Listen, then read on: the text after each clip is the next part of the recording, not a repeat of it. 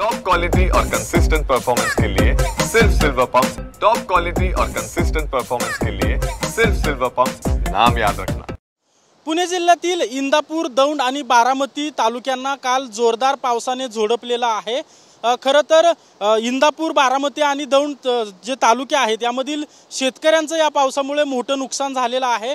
शेतात असणारी पिकं जी आहेत ती भुईसपाट झालेली आहेत, तर भुईमुग, कांदा, आंबे आणि फळबागांना या पावसाचा मोठा तडाखा बसलेला आहे। दौंड तालुक्यात सर्वाधिक स्वामी चिंचोली नावाचं जे गाव आहे त्या गावात पावसाची नोंद झालेली आहे। शेतकऱ्यांचे पिकाचं ज्याप्रमाणे नुकसान झाले त्याप्रमाणे नागरिकांच्या घरात देखील पाणी शिरलेलं आहे। सध्या मी स्वामी चिंचोली गावातून जो वडा वाहतो तो वडा दाखवतो आणि या वड्याचं पाणी जे आहे ते थेट भीमा नदी पात्रात जातं। आता या वड्याने रौद्ररूप धारण केल्याचं आपल्याला पाहायला मिळतं। तर ज्या शेतकऱ्यांचं या पावसामध्ये नुकसान झालंय ते शेतकरी देखील माझ्यासोबत आहेत।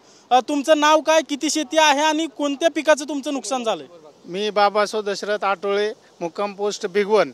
माझ्या शेतात 2 एकर कांदा होता। 2 एकर कांदा पूर्ण भुईसपाट झालेला आहे। भुईमुग 1 एकर होता। 1 एकर भुईमुगामध्ये आता गुडघे इतकं पाणी आहे कंपल्सरी, त्याच्यामुळे तो भुईमुग बी पूर्ण गेलेला आहे, पूर्ण नुकसान झालेलं आहे माझं।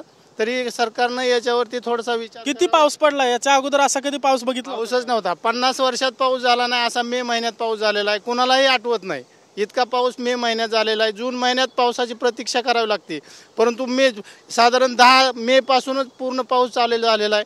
त्याच्यामुळं कुणालाही त्या पावसाची कल्पना नव्हती, त्याच्यामुळं पूर्ण शेतामध्ये पिकं तशीच होती, त्यामुळे काही करता आलेलं नाही। बाबा तुमचं किती शेती आहे, काय नुकसान झालं? माझी भिगवण हद्दीत, मी यशवंत वामनराव दवडे भिगवण, माझ्या भिगवण हद्दीत 2 एकर क्षेत्र आहे।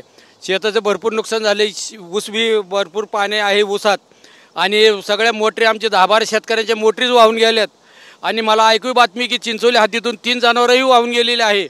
तर या सरकारने जास्तीत जास्त विचार करून लवकर तातडीची मदत करण्यात यावी अशी सरकारला विनंती करण्यात आहे। बर्ने मामा, आज जिल्हा अधिकारी हे सर्व आता भेट देऊन गेलेले आहेत, तरी यांनी चांगला विचार करावा आणि भरपूर मदत करावी अशी आमची नम्र विनंती। सरकार प्रत्यक्ष पाहणी केलेली आहे आणि करणार बी आहेत अजून, आणि एवढीच विनंती माझी। नक्कीच आपण पाहतोय की शेतकऱ्यांचं जे शेतातलं जे पीक आहे त्याचं देखील नुकसान झालंय। तर या पात्रामध्ये ज्या मोटरी होत्या, जे पाणी उपसासाठी मोटर वापरले जाते, त्यापैकी 10 ते 12 शेतकऱ्यांच्या मोटरी वाहून गेलेल्या आहेत, तर 3 जनावरं देखील वाहून गेल्याचं या शेतकऱ्यांकडून सांगण्यात येतंय।